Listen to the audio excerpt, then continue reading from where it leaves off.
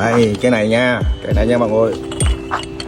Trường hợp mà mọi người đi cái tay lái mà nó lắc á là do cái bạc này. Đó, mình sẽ phải siết cái bạc nó lại.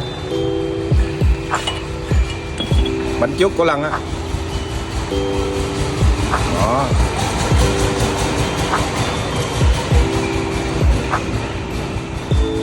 Nhớ là phải cái này nha. hết lắc chưa? Hết lắc ra ngang. Hết lắc rồi, ok. Giờ đi là cái cảm giác lái nó mới tốt được. Dứt. Có cái đồ chuyên dụng này nè, phải đầu tư gần 20 triệu á, mà Lộc không biết bao nhiêu tiền rồi. Chết không biết bao nhiêu lần chặt rồi.